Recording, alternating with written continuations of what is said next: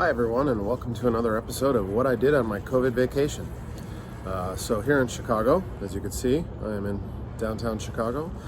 We are still very much in shelter in place in May 2020.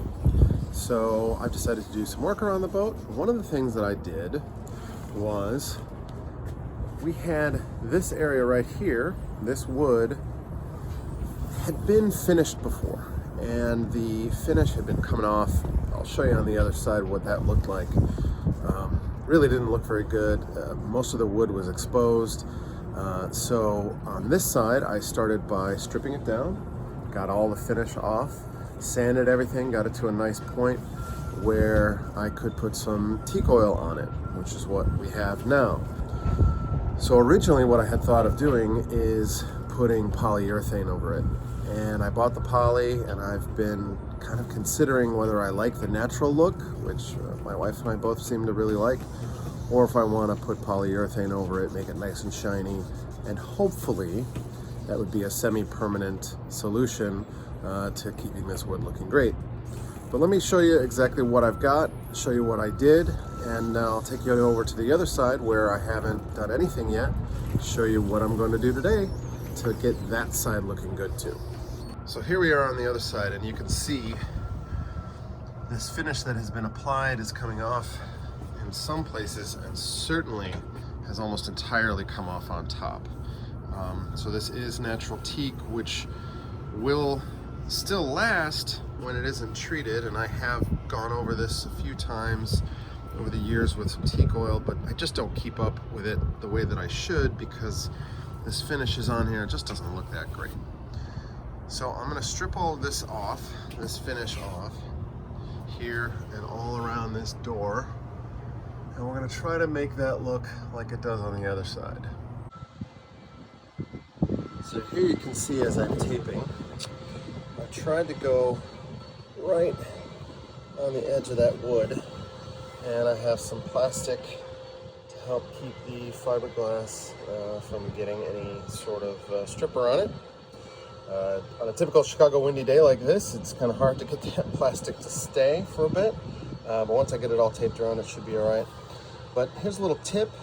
So what I'm doing is I've gone almost to the edge on this corner, and then I just took my scissors and I cut a nice 90-degree, and I'll put that right on there. Unfortunately, I can't really do that because I'm over water right now and trying to hold the phone in one hand and the tape in the other, so I'll show you that in a second. So here you can see I got that 90-degree corner really well, and I follow that down. What I like to do is I'll take shorter, maybe 18 to 20 inch strips, and I'll put those down instead of trying to put one long mask down the whole side. I've noticed that it's just easier to get a straighter edge that way when you're not trying to hold the roll of tape at the same time. You just do it with each individual strip. But as you can see here, I'll overlay the strip a little bit. See, I've done that here as well. I'll overlay that strip. So what happens is, as I pull the tape off, I'm not going to do it now, but as I pull the tape off, all of those strips will all come together. So you want to make sure that you're overlaying in the same direction, and they'll come off nice and easy. Okay, so I'm all taped up and ready to go, and now I'm just going to apply the stripper. So this is just a stripper that I found at my local hardware store. Seems to work pretty well. I don't have any issues with it.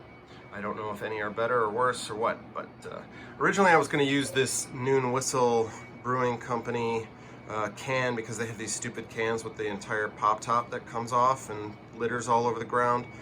But it makes a nice container for holding things when it's cleaned out. Unfortunately, my brush is just a little bit too big to fit in there without spraying stripper everywhere, so I'm just using a tiny little tin top from a candle that we bought. But stripper will go in there, and then I can use the brush to put it on. So it's pretty easy. Basically, you're just kind of painting it on. Gotta watch for drips, because I don't want that to drip anywhere else, especially on the, see how it's kind of forming toward the back of the brush.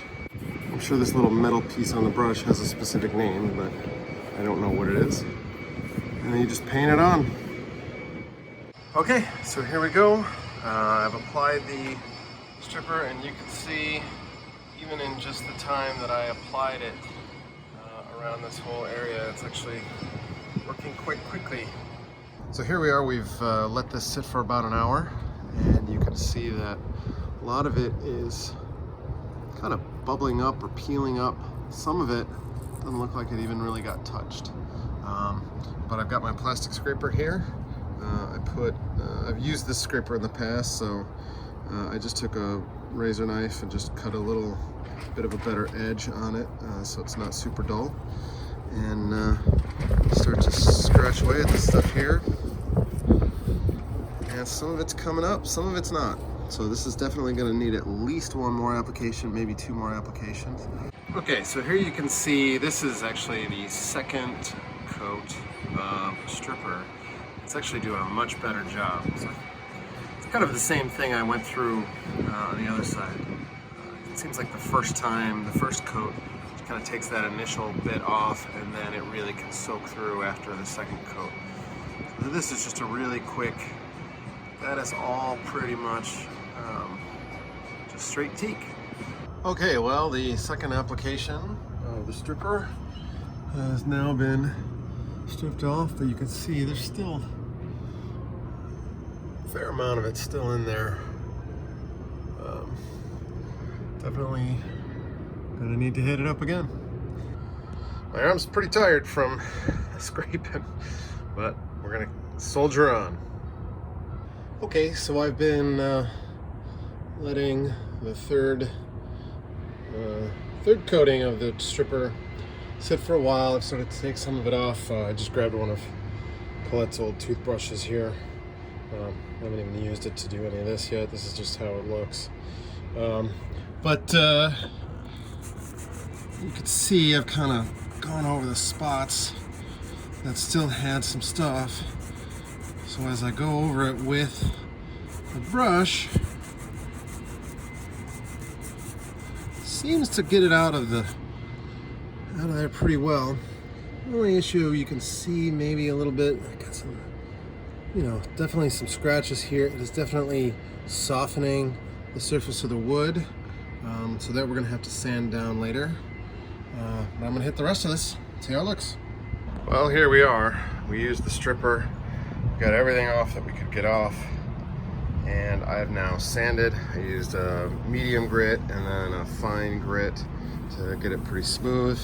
I did not have a tack cloth, so what I used was just a microfiber cloth with some paint thinner. That works really well in taking all the sanding dust off.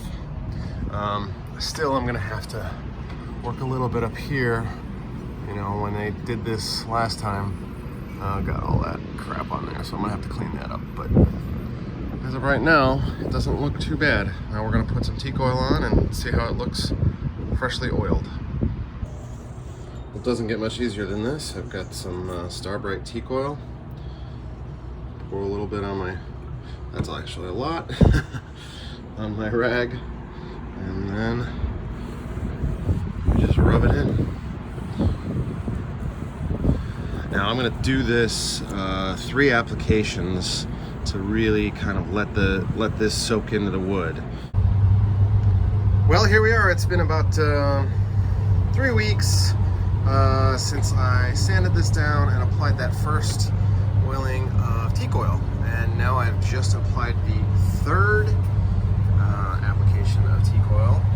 I think it looks good. I'm a little disappointed on this side. I think the other side, which I will show you now, looks a little bit better. You can see there are definitely areas where on this side, like, the teak oil doesn't seem to want to go into these grooves. Also, those grooves just didn't get cleaned when I sanded back to that kind of nice golden teak color.